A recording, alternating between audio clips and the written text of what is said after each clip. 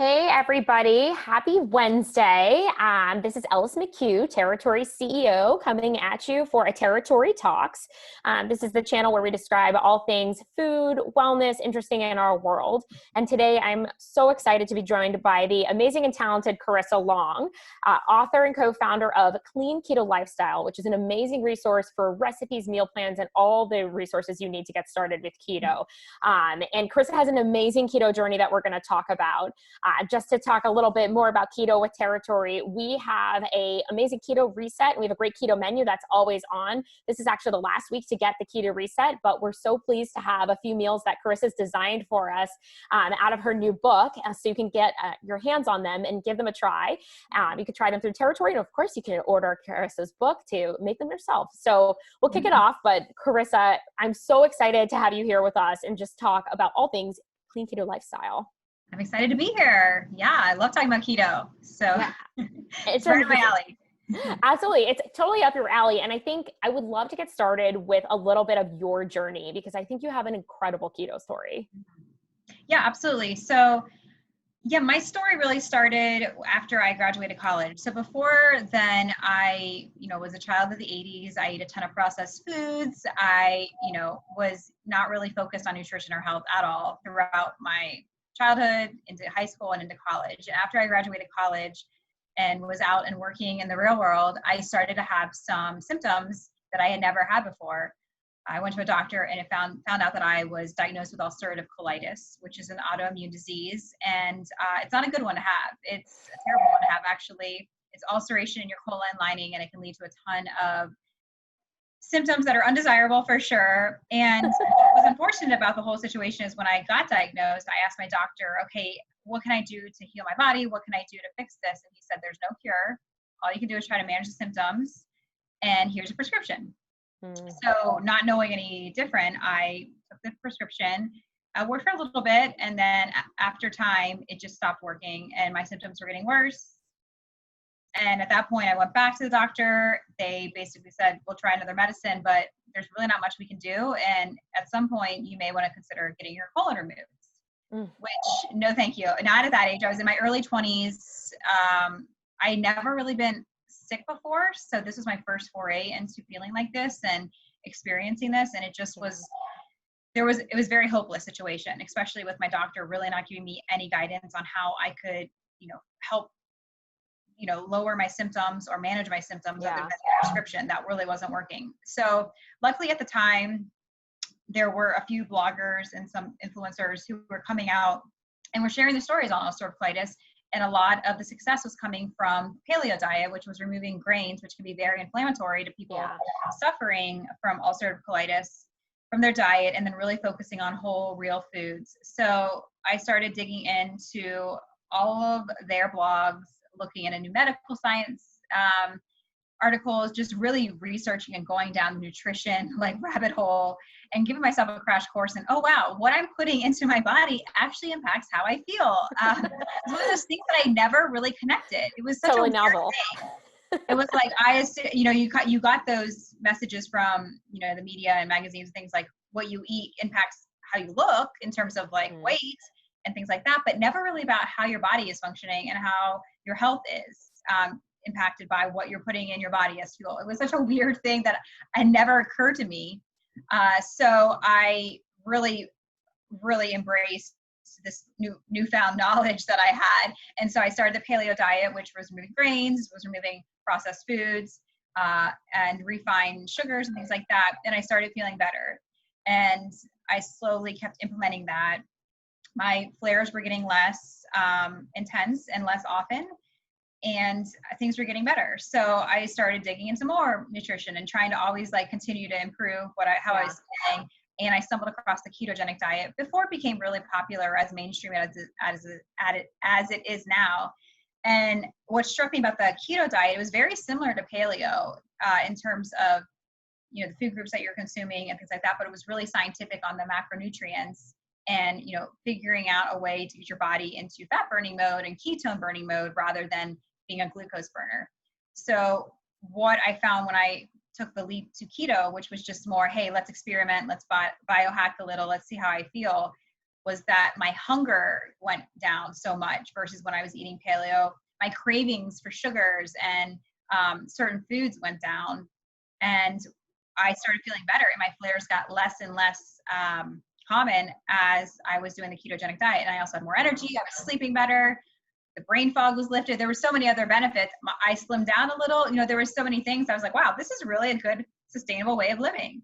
So I got really passionate about keto from that perspective. My friends and family saw how I was healing and also how I was looking and feeling. They all started asking questions about, what are you doing? How are you doing this? And so my husband went on it, my friends, my coworkers, everybody started kind of the protocol that I was using for keto. Yeah. And they were seeing success. And finally, my husband one day was like, look, you're super passionate about this. You tell everybody that will listen to you about it. You need to start a website or an Instagram or something so you can share this and explain how you healed your body. And so hopefully inspire other people. So that's how Clean Keto Lifestyle started. It's amazing. And it's an incredible story because I think what's so wonderful is it starts off with this idea of, I had to heal myself, right? You've taken that step and you said, traditional medicine isn't doing what I needed to do. And you've taken the step to heal yourself and really iterated. And biohack is a funny word, and I think it gets thrown around weirdly, but this is actually biohacking. This is actually looking at what you put in and saying, food can be my medicine. How do I make the right ratios of different things to soothe me and heal me? But I have to say, as someone who loves keto and came to it pretty early as well, I'm so appreciative of the work that you're doing, because I started keto in about the 2015 timeframe, and it was well before it was commercialized, like very, very pre-Today Show. And it was very fringe. Found it through biohackers on the internet, but I would say that I took a different approach. I was looking for weight loss for sure, and was really interested in understanding, the different ways the body could convert energy, essentially. But I didn't, because we're coming at it at the same time, there wasn't Clean Keto Lifestyle as a resource. And so I definitely went in the heavy on the butter, heavy on the dairy. And I have a dairy intolerance that causes inflammation and like horrible acne and things. But because there weren't a ton of resources out there, it was like a few Instagrammers who were, frying cheese and cream to make like bread substitutes. And I think, and it worked. I definitely lost weight. I had the brain fog lifted, but for me, it wasn't sustainable because I love food. And I know the value of nutrients in your food. Like I know the value of greens, vegetables, and fruits and things like that. So I think that's what I love about Clean Keto Lifestyle, is that you are so about balance and not about this extreme kind of restriction. And I would love to just tell our kind of listeners a little bit more about that.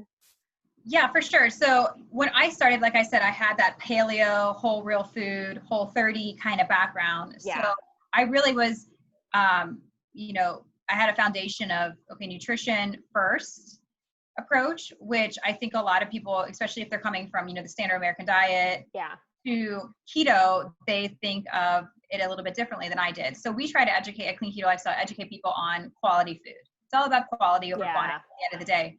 So we really want to focus on getting people off of the processed foods that they're used to having, the high sugar foods that they're used to having, the high carb foods that they're used to having, and really giving them options to eat whole real foods that are still very, very satiating and taste delicious.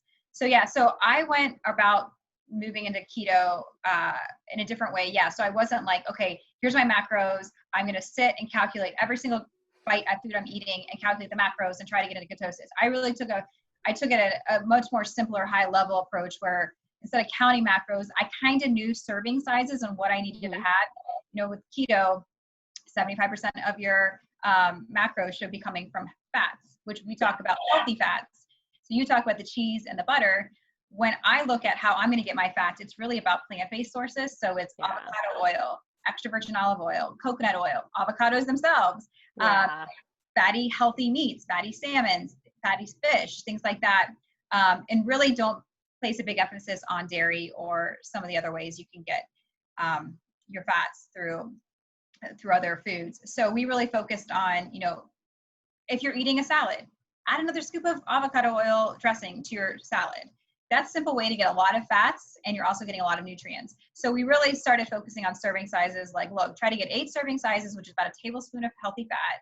So you can get that through coconut butter, coconut oil, coconut milk, whatever coconut products you want, and your coffee in the morning. That's a quick way Yeah. Throw some MCT oil, throw any kind of fat in there that's getting you a ton of healthy fats right in the morning, coffee. So I was always thinking about different ways to just throw an extra tablespoon of some sort of healthy fat into your diet rather than, just fry up cheese all day or eat just tons of chicken wings or just steak. And we really place emphasis on vegetables too, because Yeah. vegetables somehow because they do have some carbs, like have somehow become this thing where not a lot of people embrace vegetables on keto, but really they Totally. are so important for keto. And we look at everything on a net carb basis at Clean Keto Lifestyle because it's total carbs, less fiber. And fiber is so vital for your health, your nutrition, your digestive system. Yeah. So we don't want to ding a vegetable because it has a lot of fiber. Fiber is good for you. It will go through, you'll still get a ketosis. I've never seen any client of ours like overeat spinach to the point where they get kicked out of ketosis. You know what I'm saying? It's like I love it. It's really possible to overeat spinach, let's be honest. Like, I mean, how much spinach can one have? But it's one of those things where you really need to focus and place emphasis on having non-starchy vegetables like the greens, which have so many micronutrients and vitamins and minerals, the broccoli, the cauliflower, the cruciferous vegetables, but really just kind of avoid the starchier ones like potatoes and sweet potatoes. So it's really all about, making this a lifestyle and not something which is the strict regime where you're inputting every single thing you're eating, because that gets really burdensome and it's not fun. It's not a fun way to live. It's much easier to know like, hey, I'm in control of my diet. I'm in control of what I'm eating. I don't have those cravings. I don't have that hunger anymore. So when I go to make a meal, I'm going to be very methodical about, let's make sure I add some extra healthy fats. Let me make sure I have some protein and I have lots of greens and pretty beautiful vegetables as the base. So that's kind of our philosophy and how we build our meals and our recipes and our meal plans and things like that. Yeah. And I think that's 100% on trend and on track, because what we're seeing in the macro level trends around like diets and eating and things like that is a move away from these hyper restrictive diets with like counting calories. Like you cannot have more than 1,200, 1,500 calories. Like that feels so crazy restrictive. And especially in this moment where the world is really stressful right now. It shouldn't be stressful around food. Yeah. And so I think that's what I really love about what you're saying, because a lot of it's about balance. And I think finding that balance and finding out what works for you is what I love about eating and where I love about Clean Keto Lifestyle, because it's about, let's figure out an experiment. And I know that's what we love about Territory also. So we do a Territory keto reset. So you can try keto with us, but then we also have a ton of other resets you could try, but we also have a ton of other meals you could try. You could just kind of get on a generic clean, which is definitely where I live now in this world, but I dip in and out of keto as I need to, right? To clean up the brain fog, to lose a couple of pounds, to do those things. And I think it's about finding that ritual and that balance. And we have a lot of folks who are, you know, historically paleo. And I think they're kind of grappling with this new world of like all these trends and how do we do it? So I think your experience transitioning from paleo into keto is amazing. Especially the devillainization of vegetables. I think we all could say vegetables are good for you. Eat your vegetables. Yes, definitely embrace your veggies. I love it. You can't go wrong with eating lots of colorful, wide variety of non-starchy veggies. It can only help. Trust me. I love it. Okay. So one of the hardest things about keto, which I definitely know, and I would love your POV on, is kind of going in and out of keto and that moment of like getting into ketosis. You know, what's your experience with getting in and out of keto? How hard or easy it is? Do you have any tips or tricks for doing it really quickly?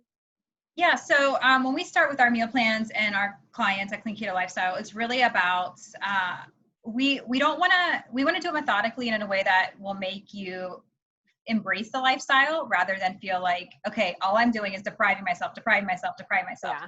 So we really want to focus on loading you up on healthy fats and then slowly taking out the carbs. So we don't go day one to, okay, you've been eating 100 carbs per day for the past 30 years and now you're going to go to 10. You know, we slowly put people into ketosis. And you really, I mean, what I found in terms of my experience is that the range about 20 to 40 net carbs is really, you can still get a ketosis. Yeah. And it's just a matter of time of how long it takes your body to get rid of all the glycogen and glucose stores that they have. So I mean, you can take a really, measured approach where, you just start 1 week. I mean, you can do a meal plan that we have plenty of meal plans and things like that, or the keto reset that Territory offers, which will get you there in a pretty simple and fast way. But You can also do this. You don't have, it's not a race to get into ketosis. I mean, if you really want to make this a lifestyle, you can start slow and just say, okay, this week I am not going to eat any bread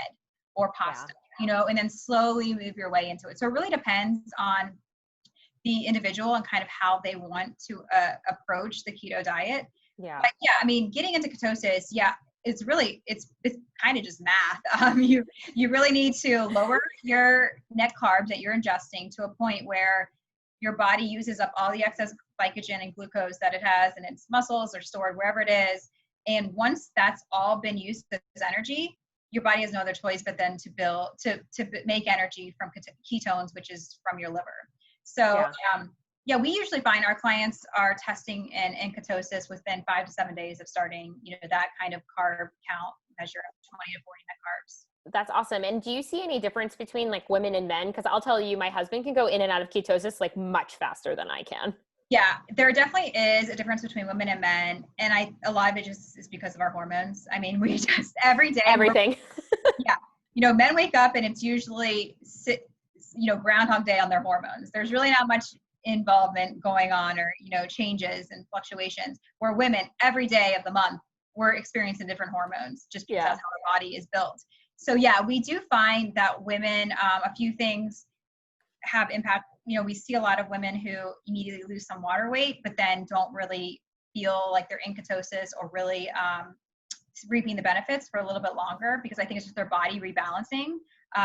What we find though is if you're getting into ketosis using like whole real foods and really getting your hormones back in balance by doing that and getting rid of all the chemicals and the additives and all the things that you are ingesting, we find that those people have a lot more success, because not only are they lowering their net carbs and getting rid of their glycogen stores, but they're also getting rid of all that artificial ingredients and things like that. And so their hormones are rebalancing naturally, and they find that it's a lot easier to get in ketosis and stay in ketosis once their hormones are balanced.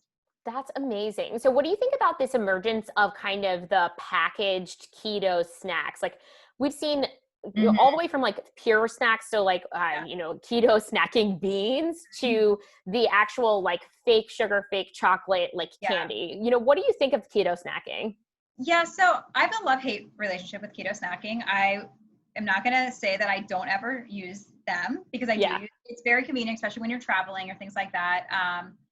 But you know, it's about that, you know, making it a lifestyle, and there's balance. So do I use keto snacks every day? No. But if I had the option between having a keto snack on the go with me on a plane versus being stuck eating whatever the plane's offering that day from their little basket that they bring around, where it's like peanut butter crackers and, you know, all these things that I always, so crazy.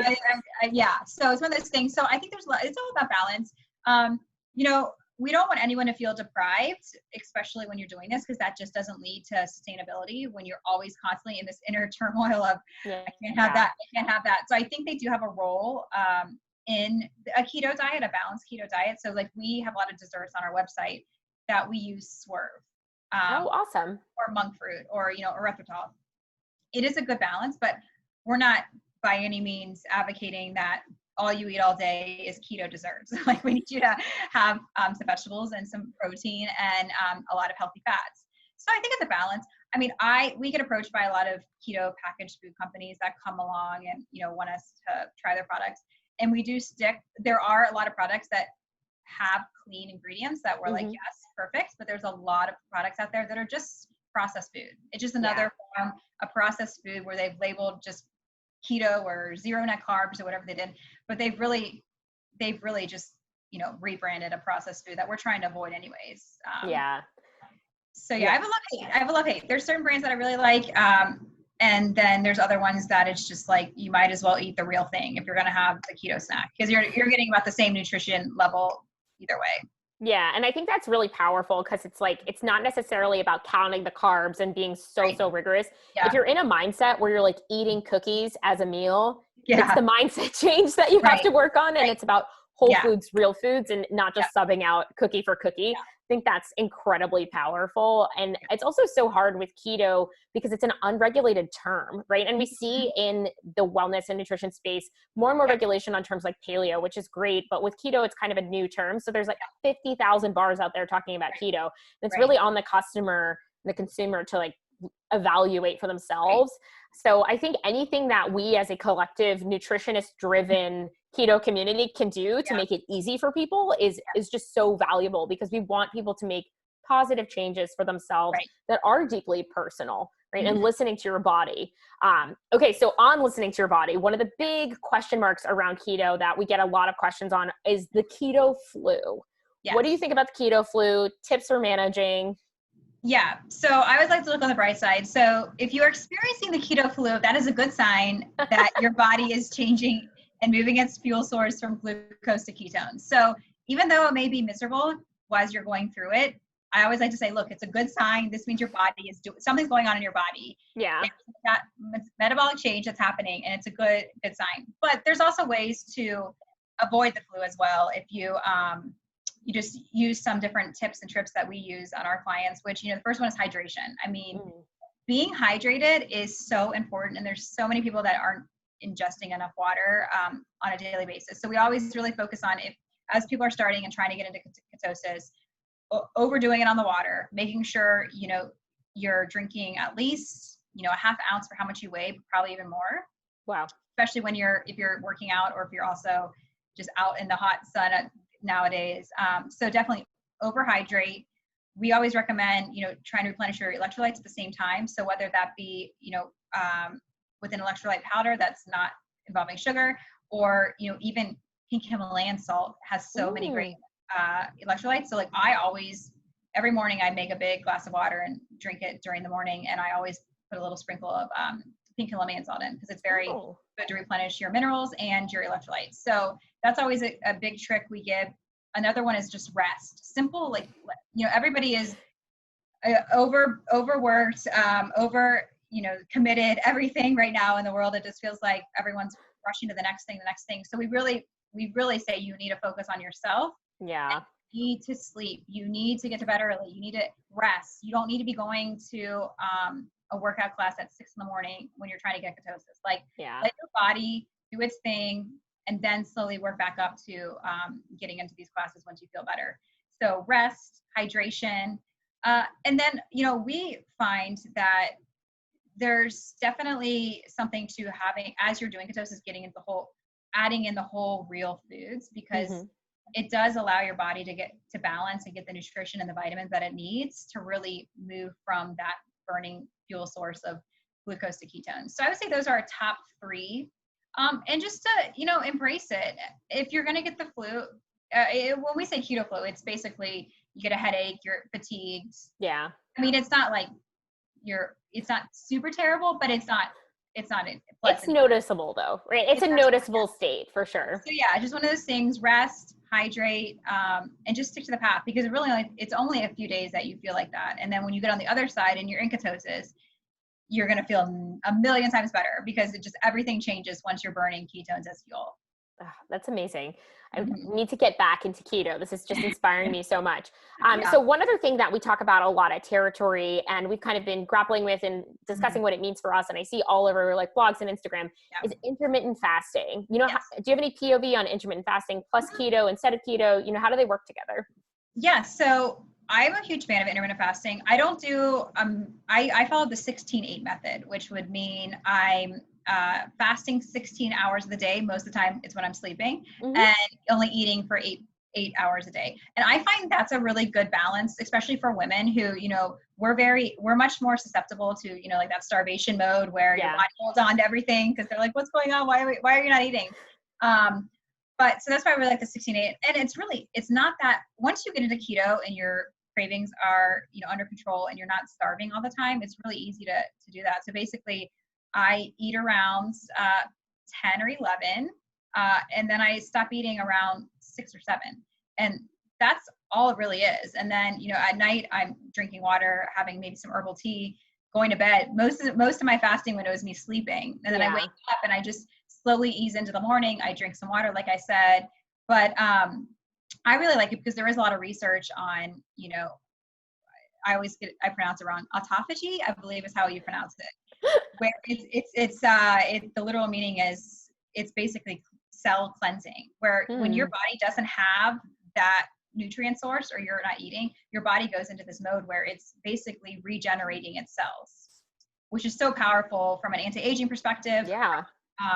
Just fighting disease and fighting other things. It's basically like self-cleaning, recycling everything out of your body. So I really like the science behind intermittent fasting. It works for some people. It works great for others.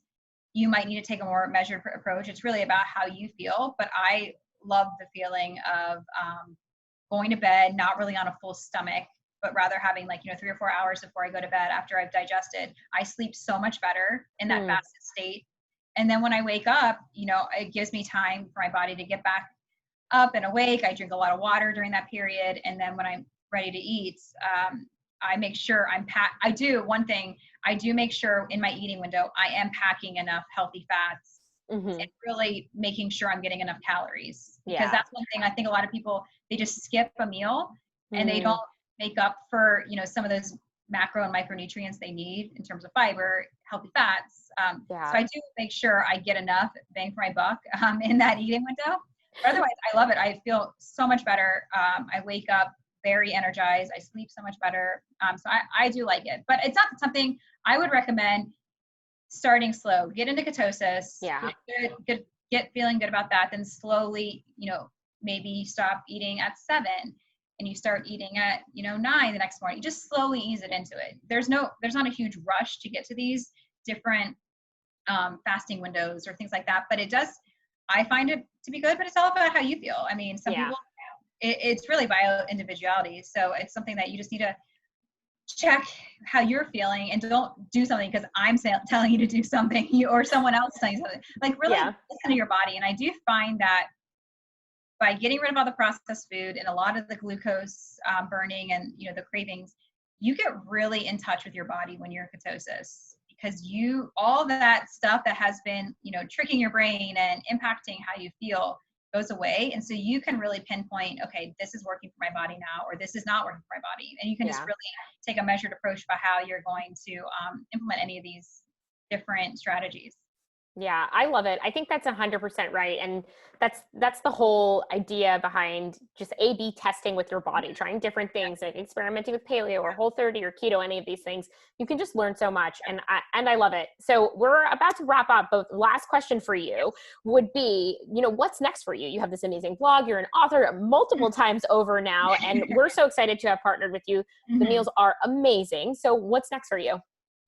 Yeah, I mean, we're really focused on just getting out there in terms of just giving as much information, recipe inspiration that we can. So, we're really investing in the website and trying to make it faster, better, more, more recipe catalog and things like that. So I think that's probably where we're going to spend most of our focus at this point, because that's a living, breathing, website that at any time anybody can go there and get resources or get recipes. So that's something we're really focused on. We're redoing like our theme and the way it looks. So that'll be the next thing. On the book front, so far we've done 4 books. So we're taking a break right now because at this point we've just written so many books. I feel like every summer I was writing a book. So we're gonna take a deep breath and relax and listen to our own advice and not over commit at this point. But yeah, I would say the website www.cleanketolifestyle is what we're gonna really focus on and just make sure we keep adding recipes and resources so that anybody who wants to try out the clean keto lifestyle knows exactly how to do it. Amazing. Awesome. Well, we are so excited to be partnered with you. I'm excited for everything that you're doing ahead of you and everything you've done, because you've contributed so much knowledge to this space, and we're just so grateful. Okay, so we'll wrap it up. It's been about 30 minutes. Again, guys, this was a wonderful Territory Talks with the amazing Karissa Long, cleanketolifestyle.com, and we're Territory Foods. You can try our keto reset. This is the last week to order it. It's 3 weeks of awesome nutritionist and chef designed keto meals. And then we also have a full menu of keto meals as well as keto friendly meals, which are a little bit higher in protein. All our nutrition standards are online. We look forward to seeing you there. www.territoryfoods.com. Thank you so much again, Karissa. It's been wonderful. Thanks for having me. And absolutely. Thanks for having this service that you provide, because I was a customer before we even partnered. Amazing. I use it every day. I love it. Excellent. Perfect. Thank you so much, guys. And we'll talk again soon, hopefully. Thanks.